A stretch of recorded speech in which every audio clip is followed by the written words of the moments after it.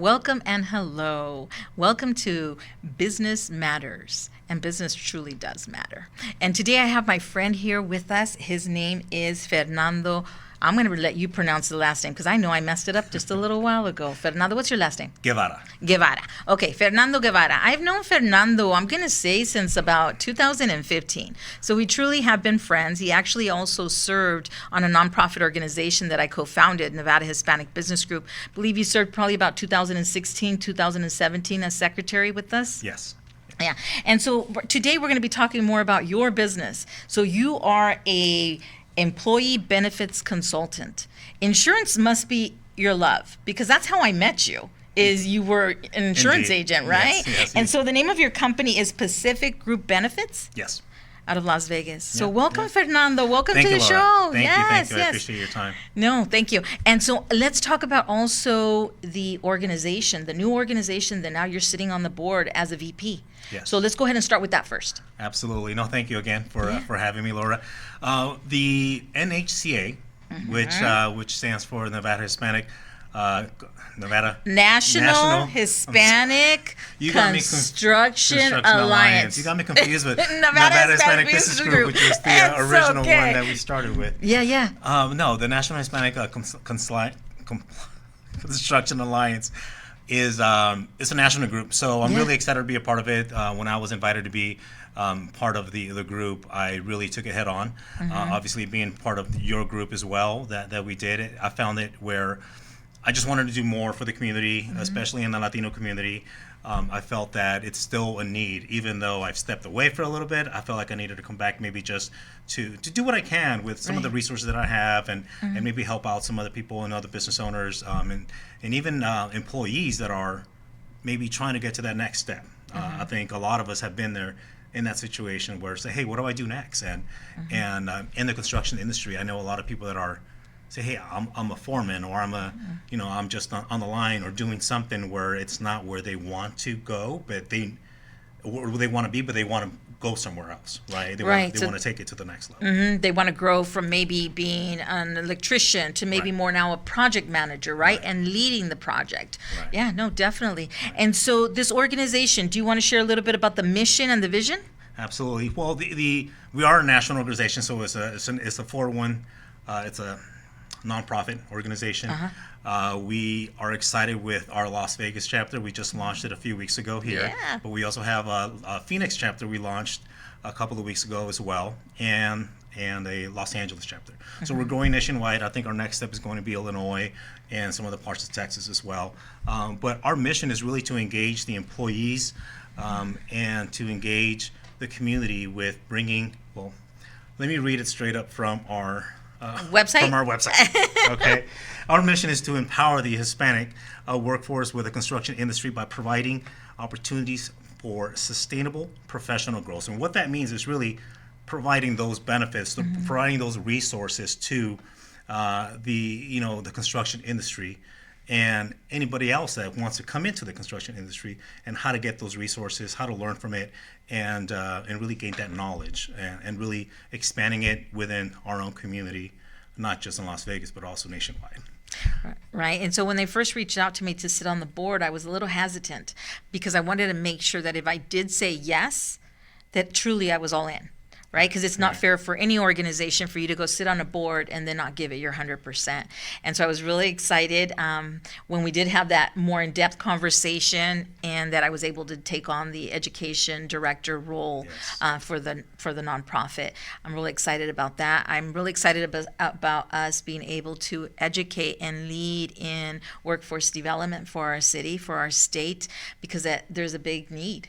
There's a big need, and not just in our state. There's a big need in all the states, and I'm really excited to see that it was first birthed in California, then from there went to Phoenix, Arizona, and here to Las Vegas, Nevada, because I'm going to say that that's probably donde están muchos Latinos, Yes, right? absolutely. There's a lot of Latinos in that community, so I'm really excited to just be a part of it, Fernando, and so I'm glad that you took on the VP position. Oh, thank you. And I'm really glad and excited to see you being part of the board. I got to tell you, I've known you for a long time, and I said, look, Laura has to be somewhat involved if she can be. I know you're a busy woman, and you've been very successful, and a lot of it that I've learned is also from you as well. Just being so strong, being that motivated, person that I can engage with too as well. And thank you for being part of it. Yeah, no, and so then the organization had its launch at Ahern Hotel, about 200 people in attendance. And I don't know if you are very familiar with the SBA, but Mark Madrid used to work for the SBA. I have actually knew Mark Madrid. I met him years ago at the United States Hispanic Chamber of Commerce. Back, I want to say it was at an event in Dallas, Texas. And so when I saw that Mark was going to be one of the speakers, I got so excited. I went over, to say hi. He gave me a big old hug, and I'm like, I just want you to know, Mark, that I am a Mark Madrid fan. He was a fantastic speaker. Oh, yes, he was. A lot of energy. A lot of energy, yeah. And I think, it brought some emotions a lot, too, to a lot of people. A lot of people could relate to his story. We all have a story, right? Yes. And it's just really how we, how we tell it, and how we execute our own story and what we want that ending story to be. Right? Yeah, and so let's talk about your story. Okay? So when we first met, you were in insurance. And then you ended up taking a class with the SBA. Yes. At that time, it was called Emerging Leaders. Now it has switched to Thrive. Okay. But you went in with a different type of business. I did. I actually changed within the class. It was really it's been a ride. I could tell you that. When I've been an insurance agent since 2013, so going on 11 years. Okay. So I've been licensed for that long time, and I've had a lot of different roles. Obviously, I started with as just a life insurance agent. Most of us do. We just kind of fall into that category, and then we all learn, and we all too tend to have our niches, right? So between that time, I also fell into the employee benefits sector of the insurance side of things. But during that time, I also had an opportunity to buy a franchise. Right. I want to hear about this. The franchise, I said, wait, I'm not going to completely stop doing my insurance stuff. Right. But I also wanted to take another venture. I'm very adventurous. I like to take opportunities. I like to sometimes jump in there blindfolded and see what happens. And sometimes it works out, sometimes it doesn't, and I think we learn from that, right? Right. But it's I did buy a franchise. It was a cleaning business, and we opened in 2018 when my daughter was born, my first daughter. She's 6 now, and it was a challenge, especially with a newborn. In 2018, we started that adventure, and it was well for the first year. Obviously, that struggle, the first year trying to learn the business, from insurance to cleaning houses, is a completely different business. But business is business, right? So we all still had to adjust that different avenue of that, sector of that business side, this business world, and learning that part. It was exciting, challenging. Employees is always, a challenge, and people. So when COVID hit in 2020, that's when I was about, we were going from black from red to black, right? And then I lost about 70 to 80% of my business within the first 3 months, from March to about June. And in June, I said, you know what? I think it's best for me to step away at this point, focus on what I know, focus on what's really bringing me the income, and doing what I love to do is really not just, I love helping people. That's what also drove me to doing a cleaning business, because my mom cleaned houses for a living. For a living ever since they migrated from El Salvador here. So this happened in the late 70s, right? So she's actually trying to retire now at 59, 60, 61, I think 59, I think she is. I don't want to overage her. But she's trying to retire now, and I took what she taught me as a young kid. Cleaning houses it's not an easy job, and I tried to apply that for the business, trying to keep my head up. And but COVID was really tough, and we unfortunately had to close. Now you closed during COVID, then. Yes. How many employees did you have? I was going on 8, so I had 6 to 7 employees. Wow. And you were also considered an employee as well. Technically, yes, because I cleaned some houses myself. Right, but you were W-2'd on the franchise model. I never paid myself. No. Oh. No. Yeah, sometimes that happens when you first start, right? Yes. So franchise. Share your experience with franchise as to what does it cost to actually purchase a franchise, and what is it like? Like, are you having to pay a certain percentage for the franchise model? Are they giving you a building? What are they giving you for that franchisee that you're buying? They give you the idea and the model of what they ran for and how they were successful, and they want you to really follow that model. So I think, for the most part, if as a business owner, if you follow it and you have the right guidance, you can be really successful. But I had to really find my own building. I had to, what they did was really help me with the marketing piece, but all that cost money, right? So my initial investment was about $125,000, and then I had to obviously pay for, a couple, about $2,600 a month just on marketing that they did. But I also had to do my own marketing locally, right? So it was just a lot. I felt there could have been more on the support side from the franchisor. Right. So then it wasn't turnkey, because normally when a franchisee is turnkey, it also comes with the building. So it wasn't that type. No. Do you know what type of franchise it was? What it was called? It was 2 maids and a mop. No. I mean, what type of franchise model? Because you were only getting pretty much the idea, the model itself, and marketing. Right. That's a lot of money. Right. It was. It was a nice little startup, and nice, $125,000. Jeez. Yeah. So okay, what was your takeaway from that story? My takeaway from the story is, I felt like I should have stayed with my own passion, right? Do what you love, do what you feel like is best for you and your family. And I felt that by buying a franchise, completely something different that I had no clue on how to operate or even the business itself, it was a good learning experience. So even though I was still running that business, I still had my insurance clients that I was still managing, helping, and I was still supporting them on a different level. But what I learned from it is really just do what you love, and that was my biggest takeaway, is do what you love. And I had to go back with what I love doing is helping people on the insurance side of things, helping business owners save some money, helping business owners, collaborate on what they're currently doing, and just making it make sense to where it helps the business, but also helps the employees as well. So a business is nothing without employees, and that is that's what really holds a business together, is being able to retain employees, recruit employees, right? Obviously, being in the staffing agency.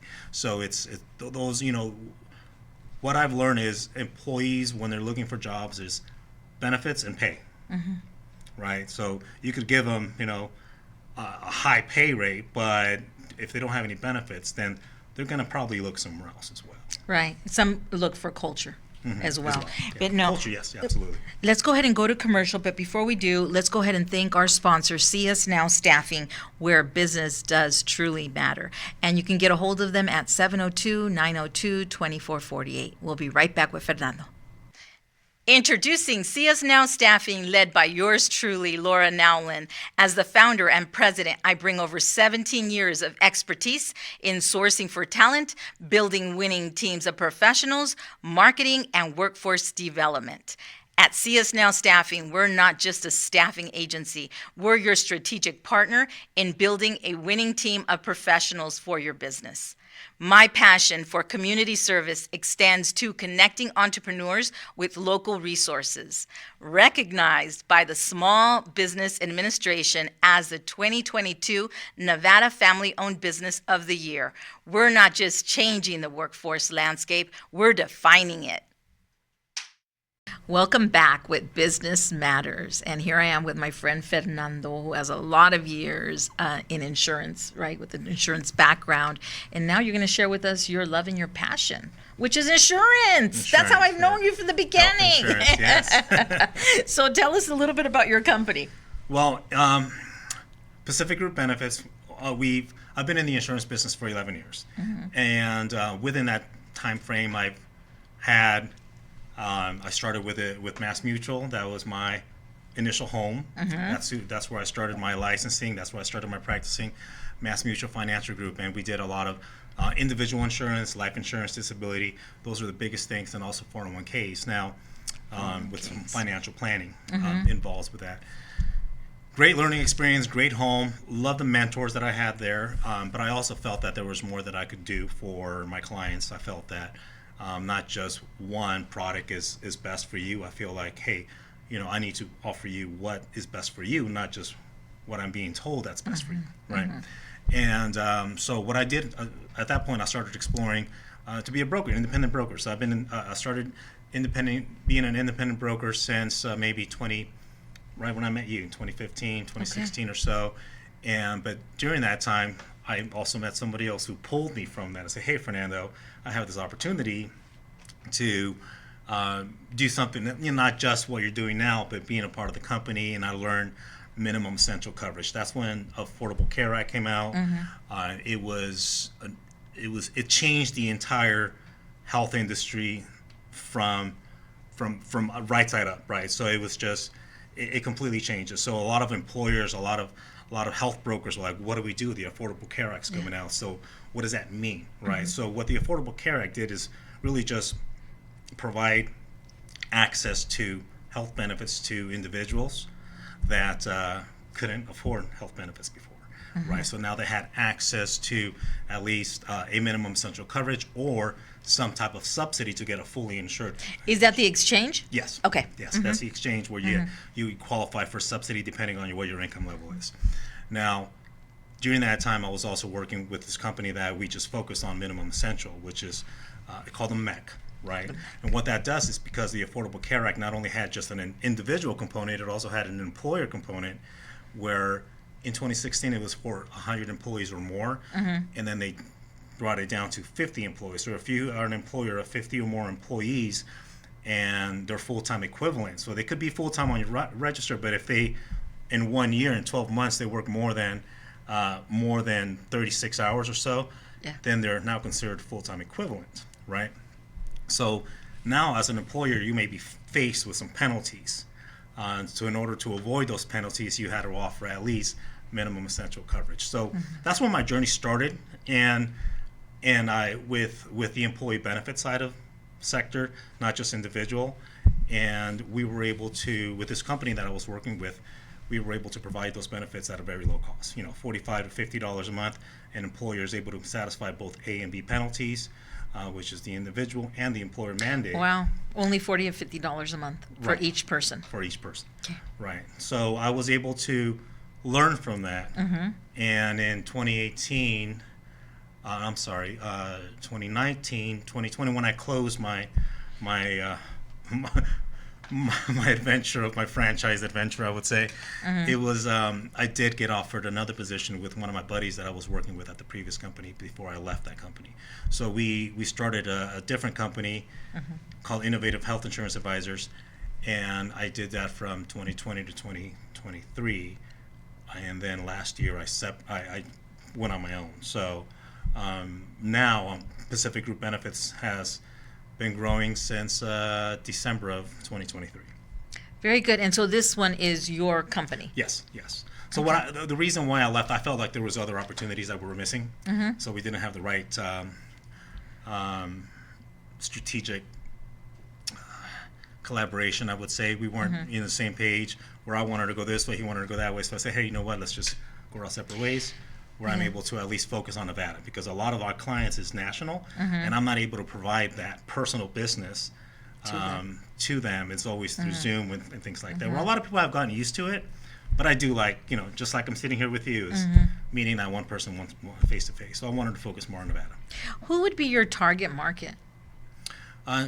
We help businesses anywhere from 10 to 50 or more employees. Okay. So we help restaurants. That's where our main restaurants, low wage, minimum wage employees who are, let's say the employer is offering benefits, but it's a fully insured health plan, which typically could run $400 to $600 a month, depending on age, depending on health questionnaires that they may have to answer. So most people in that sector, on the restaurant or home services like cleaning houses, Okay. or maybe in the hotel industries, right? They're being paid a certain wage. It's not going to get you the benefits that you can afford. So even though they call it Affordable Care Act, if you don't qualify for that premium tax credit, all you could rely is on what your employer offers you. Okay. But what we are able to do is provide those benefits at a lower cost for those employees that can't afford a $600 a month payment. For $150 a month, they're able to get primary care, urgent care, specialist visits, RX benefits, so prescription drugs, some virtual care benefits for $150, which is our daily usable benefits. So I've gone to this urgent care alone this year alone 9 times. Oh, wow. Oh yeah. Wow. And so how does someone get a hold of you? My phone number for our business at Pacific Group Benefits is 702-800-0994. You could also reach me at Fernando at PacificGroupBenefits.com. And what would you recommend? Would you recommend that maybe someone who's just maybe they're not ready to buy insurance, right? Maybe they're at the threshold where they're trying to make a decision if they're going to do it or not. Do you mind them just giving you a call and just having coffee with you and getting to know you better? And so that way you can explain it to them as to what are the options? 100%, absolutely. I think it always starts with, obviously, an introduction, but it always starts with learning about you, your business, and what you want to do for your business and your employees, and obviously a budget, right? Where some of the solutions that I'm able to in place is, I'm not trying to break the bank. Right. We're trying to help you get to where you need on the business side, but also help you retain and recruit employees. That's also going to help you grow. No, yes. So definitely give a call to Fernando at 702-800-0991, and we'll have his name, he will have his phone number, and I believe the name of the company on the screen, so you should be able to reach out to him. And before we let you go for the day, I just want to give another shout out and thank our sponsor, CS Now Staffing, where business does truly matter. If you need any staffing, employment, or payroll services, give us a call at 702-902-2448. Thank you so much for joining us in this new episode of Business Matters, and we'll see you on the next one.